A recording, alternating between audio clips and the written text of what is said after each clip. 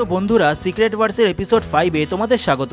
আশা করি তোমরা আগের এপিসোডগুলো দেখে নিয়েছো, আর যদি না দেখে থাকো তাহলে সেই প্লেলিস্টের লিংক ভিডিওর ডেসক্রিপশনে দেওয়া আছে, সেখান থেকে দেখে নিতে পারো। ভিডিওটা পছন্দ হলে একটা লাইক আর কমেন্ট অবশ্যই করে দিও। তাহলে চলো আর বেশি দেরি না করে ভিডিওটা শুরু করা যাক।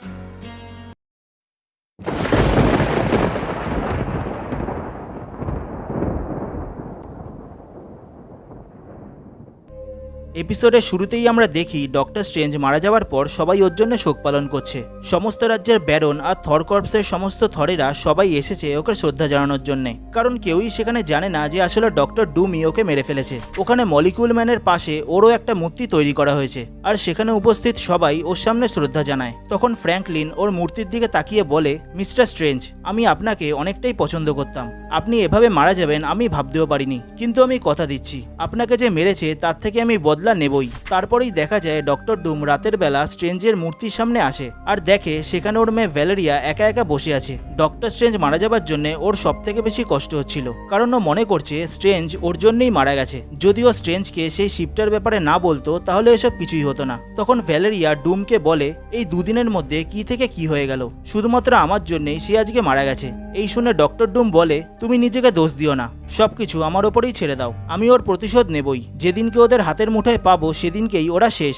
তখন ভ্যালেরিয়া ওদের খুঁজে বার করার জন্য ওর মাথায় একটা বুদ্ধি আসে, আর সেখান থেকে চলে যায় সেই কাজটা করার জন্য। ওর চলে যাওয়ার পর ডক্টর ডুম স্ট্রেঞ্জকে সবকিছুর জন্য দোষ দেয়। তখনই আমরা দেখতে পাই সেই মূর্তিটার নিচে দিয়ে একটা গোপন দরজা খোলে, আর ডুম সেখান দিয়ে ভেতরে চলে যায় আর দেখা করে মলিকিউল ম্যানের সাথে। আসলে মলিকিউল ম্যান সবার থেকে লুকিয়ে লুকিয়ে এখানে থাকে। ডক্টর ডুম ওকে স্ট্রেঞ্জের মৃত্যুর খবরটা দেয়, যেটা শুনে ও প্রচন্ড খুশি হয়, কারণ মলিকিউল ম্যান ডক্টর স্ট্রেঞ্জকে একদম পছন্দ করতো না। তখন মলিকিউল ম্যান বলে, এটা তো হবারই ছিল, ডক্টর স্ট্রেঞ্জ শুরু থেকেই এখানে ছিল, এখানে সবকিছু ও হতে দেখেছে। এটা শুনে ডুম বলে, কিন্তু শেষে গিয়ে ও সমস্ত নিয়ম ভেঙেছে, তাই জন্যে আজকেও মারা গেছে। তাছাড়া সবকিছু শুরুতে ছিলে শুধু তুমি আর ওরাই, এছাড়া আর কেউ না। তখন মলিকিউল ম্যান বলে, আমি না, শুধুমাত্র ওরাই, সর্বশক্তিমান বিয়ন্ডার্স, যারা এই মাল্টিভার্স তৈরি করেছে। সমস্ত প্রাণের সঞ্চার ওরাই করেছিল, যেখানে সবকিছু ওদের ইচ্ছা মতো হতো। কিন্তু জীবনকে একই রকম চলতে দেখে ওদের একঘেয়েমি লাগে, আর প্রচন্ড বিরক্ত হয়ে গিয়ে ওরা তৈরি করে মৃত্যু। ওরা সবকিছু ধ্বংস করে আবার নতুন করে তৈরি করার সিদ্ধান্ত নেয়, আর এই জন্যে ওরা তৈরি করে আমাকে, মানে মলিকিউল ম্যানকে। আমি ছিলাম একটা জীবন্ত বোমা, যে বিস্ফোরিত হলে একটা গোটা ইউনিভার্স পর্যন্ত ধ্বংস হয়ে যাবে। আর বিয়ন্ডার্সরা আমার মতো লক্ষ লক্ষ মলিকিউল ম্যান বানিয়ে সমস্ত ইউনিভার্সে ছড়িয়ে দেয়, যাতে সমস্ত ইউনিভার্সে মলিকিউল ম্যানগুলো বাস্ট করে গোটা মাল্টিভার্স ধ্বংস হয়ে যায়। কিন্তু ওরা শুধু একটা ভুল করে ফেলে, যে আমাকে একটা মানুষের মতো বানায়, যে নিজে থেকে চিন্তা করতে পারত।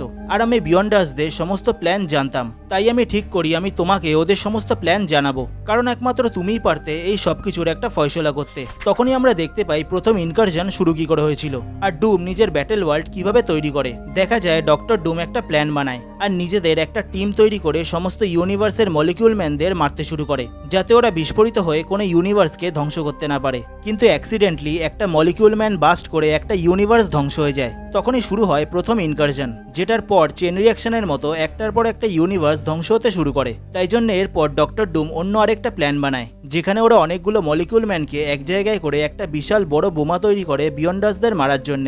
আর ওদের এই প্ল্যানটা শুনে ডক্টর স্ট্রেঞ্জও ওদের সাথে ওদের টিমে যুক্ত হয়। তারপর ওরা সবাই মিলে বিয়ন্ডার্সদের মেরে ফেলে, আর ডক্টর ডুম বিয়ন্ডার্সদের সমস্ত ক্ষমতা নিজের শরীরে অ্যাবজর্ব করে নিয়ে তৈরি করে এই ব্যাটেল ওয়ার্ল্ড। এই সবকিছুর পর ডুম বলে, এই ব্যাটেল ওয়ার্ল্ড তৈরি করতে স্ট্রেঞ্জ আমাদের অনেক সাহায্য করেছিল, কিন্তু শেষে গিয়ে ওই আমাদের সব থেকে বড় বিপদ হয়ে দাঁড়ায়, তাই শেষমেশ আমায় ওকে মারতেই হলো।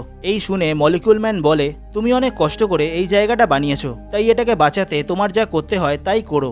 একমাত্র তুমিই আছো যে এই জায়গাটাকে ধরে রেখেছো, আর তুমি মারা গেলে এখানে সবকিছু শেষ হয়ে যাবে। তারপর ডক্টর ডুম সেখান থেকে চলে যায়। অন্যদিকে আমরা দেখি ফিউচার ফাউন্ডেশনের জাস্টিস ডিপার্টমেন্টের হেডকোয়ার্টার, যেখানে ভ্যালেরিয়া সবাইকে নিজেদের অন্যান্য কাজ ছেড়ে কাবাল গ্রুপ আর অ্যাভেঞ্জার্সদের সবাইকে খুঁজতে বলে। তখন অ্যালেক্সের মাথায় একটা বুদ্ধি আসে আর বলে, আমরা একটা ডিভাইস বানিয়েছি যেটা কোনো এনার্জি সিগনেচার ট্রেস করতে পারে। আমাদের এই ব্যাটেল ওয়ার্ল্ড গড এম্পারার ডুম নিজে হাতে বানিয়েছে, এজন্য তার মধ্যে যে এনার্জি সিগনেচার ছিল তা এখানে সমস্ত লোকেদের মধ্যেই আছে। তাই যেই নিজেদের শক্তি ব্যবহার করে তাদের লোকেশন এই ডিভাইসের মধ্যে দেখায়। কিন্তু এখানে এমন একজন ছিল যার এনার্জি সিগনেচার ডুমের মতো ছিল না, সে হলো ডক্টর স্ট্রেঞ্জ।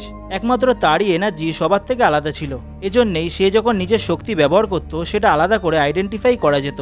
আর আগের দিনকেই সে নিজের শক্তি শেষবারের মতো ব্যবহার করে, আর সেখানে যে সমস্ত রেফিউজিগুলো ছিল তাদের সবাইকে অন্যান্য জায়গায় পাঠিয়ে দেয়। কিন্তু একটা জিনিস বোঝা যাচ্ছে না, ওরা যদি ব্যাটেল ওয়ার্ল্ডের শত্রু হয় তাহলে ডক্টর স্ট্রেঞ্জ ওদের কেন বাঁচালো? আর এই সবকিছু আমাদের জানতেই হবে যে ওরা কারা আর কোথা থেকে এসেছে আর ওদের উদ্দেশ্যই বা কি। তখনই অন্যদিকে আমরা দেখি ডক্টর স্ট্রেঞ্জ সবাইকে টেলিপোর্ট করে দেওয়ার পর ওরা সবাই আলাদা হয়ে ব্যাটেল ওয়ার্ল্ডের অন্যান্য জায়গায় পৌঁছে গেছে।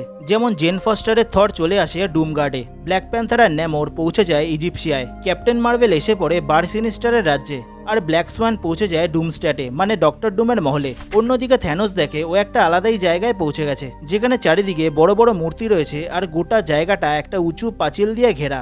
এই জায়গাটা ছিল আসলে শিল্ড, মানে এটা সেই জায়গাটা যেখানে সমস্ত হিংস্র জম্বিজ আর সিম্বিয়টসরা থাকে। কিন্তু এই জায়গায় এসে না জানে কেন থ্যানোসের মুখে একটা হাসি ফুটে ওঠে, আর এই এপিসোডটা এইভাবে এইখানেই শেষ হয়ে যায়। তো বন্ধুরা, আজ এই অবধি। আশা করি তোমাদের এই এপিসোডটা ভালো লেগেছে। তোমরা এর পরের পার্টগুলোর জন্য কতটা এক্সাইটেড কমেন্টে অবশ্যই বলো, আর এই ভিডিওটা কেমন লাগলো সেটাও বলো। ভিডিওটা ভালো লাগলে একটা লাইক আর চ্যানেলটাকে সাবস্ক্রাইব অবশ্যই করে দিও। তাহলে আজকের মতো আসি, দেখা হচ্ছে পরের কোনো ভিডিওতে।